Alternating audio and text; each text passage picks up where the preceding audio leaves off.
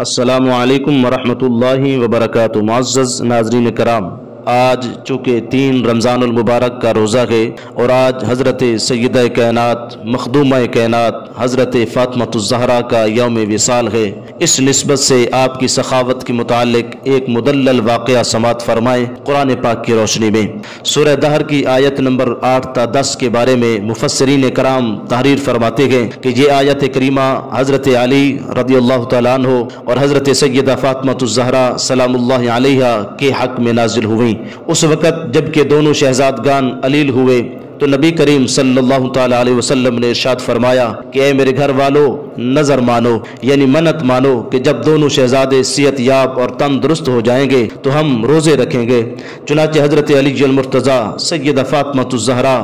امام حسن، امام حسین علیہم السلام اور ان کی لونڈی جناب فضہ نے نظر مانی کہ جب شہزادے صحت یاب ہو جائیں گے تو ہم 3 دن کے روزے رکھیں گے۔ چنانچہ جب دونوں شہزادگان صحت یاب اور تندرست ہو گئے تو حضرات نے روزہ رکھا اور حضرت مولا کائنات جناب علی المرتضیٰ رضی اللہ تعالیٰ عنہ مزدوری کرنے تشریف لے گئے اور مزدوری کر کے اتنے کما کے لائے کہ ان سے ہر ایک کے لیے ایک ایک روٹی پک سکتی تھی۔ چنانچہ 5 روٹیاں جب تیار ہو گئیں اور افطاری کا ٹائم آیا اور دسترخوان لگا دیا گیا اور بعین ہی افطاری کے وقت دروازے پر دستک ہوئی اور ایک مسکین نے صدا لگائی کہ اے نبی کے گھر والو، اے اہل بیت عزام، میں ایک مسکین آدمی ہوں اور کئی دن سے بھوکا ہوں، یہ دروازہ ایسا ہے کہ اس دروازے سے کوئی بھی خالی نہیں جاتا، مجھے کھانا عطا فرما دو۔ سیدہ فاطمۃ الزہرا سلام اللہ علیہا نے ارشاد فرمایا، بیٹا حسن، یہ 5 روٹیاں اس مسکین کو دے آؤ، اور خود پانی کے گھونٹ سے روزہ افطار فرما لیا۔ بھوکے رہتے ہیں خود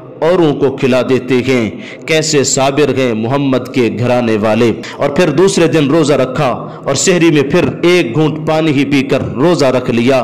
آج پھر علی المرتضیٰ کرم اللہ وجہہ مزدوری کرنے تشریف لے گئے اور آج بھی اتنا کما کے تشریف لائے کہ جس سے 5 روٹیاں ہی پک سکتی تھیں۔ شام کو حضرت سیدہ فاطمۃ الزہرا نے چکی میں پیس کر آٹا تیار فرمایا اور روٹی پکائی، اور آج دوسرے دن بوقت افطار دسترخوان لگایا گیا تو پھر بعین ہی بوقت افطار دروازے پر دستک ہوئی۔ پھر آواز آئی، اے اہل بیت رسول، میں ایک یتیم ہوں، سخت بھوکا ہوں، کھانا کھلا دو۔ سیدہ پاک نے پھر روٹیاں اس یتیم کو دلوا دیں اور خود روزہ پانی سے افطار فرما لیا، اور پھر تیسرے دن کی سحری پانی کا گھونٹ پی کر روزہ رکھ لیا۔ پھر حسب سابق مولا کائنات مزدوری پہ تشریف لے گئے اور شام کو جب واپس تشریف لائے تو پھر بھی 5 روٹیاں ہی پک سکتی تھیں، حتیٰ کہ روٹیاں پکا کر سامنے دسترخوان پر رکھ دی گئیں، اور جیسے دسترخوان پر تشریف فرما ہوئے اور پھر وقت افطار کا ہوا تو دروازے پر پھر ایک قیدی نے صدا لگائی کہ میں ایک قیدی ہوں اور قید سے رہا ہو کر آیا ہوں،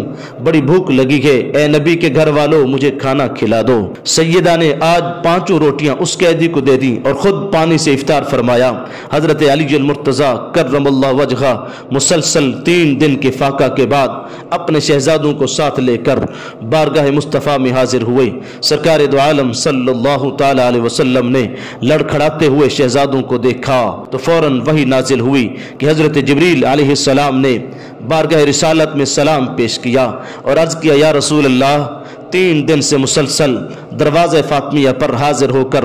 سوال کرنے والا نہ کوئی مسکین تھا، نہ کوئی قیدی، نہ ہی کوئی یتیم، اور نہ ہی کوئی دنیا کا بشر تھا، بلکہ وہ جبریل امین تھا جو کہ سیدہ کے دروازے پر مسکین بن کر، یتیم بن کر اور قیدی بن کر حاضر خدمت ہوتا رہا۔ اپنی شہزادی کو مبارکباد دیجئے اور یہ پیغام باری تعالیٰ بھی سنا دیجئے کہ وَيُطْعِمُونَ الطَّعَامَ عَلَى حُبِّهِ مِسْكِينًا وَيَتِيمًا وَأَسِيرًا، اور جو کھانا کھلاتے ہیں اللہ کی محبت میں مسکین، یتیم اور قیدی کو۔ اور پھر حضرت جبریل علیہ السلام نے شکریہ ادا کیا تو سیدہ کائنات نے فرمایا، ہم نے تو صرف لوجہ اللہ سخاوت کی ہے، نہ کہ اس لیے کہ کوئی ہمارا شکریہ ادا کرے۔ تو اللہ تعالیٰ نے سیدہ کے الفاظ کو قرآن کی آیت بنا دیا کہ انما نطعمکم لوجہ اللہ لا نرید منکم جزاء ولا شکورا، کہ ہم تمہیں کھلاتے ہیں اللہ کی رضا کے لیے، نہ ہم تم سے کسی اجر کے خواہاں ہیں اور نہ کسی شکریہ کے۔ تو معزز ناظرین، یہ وہ ہستیاں ہیں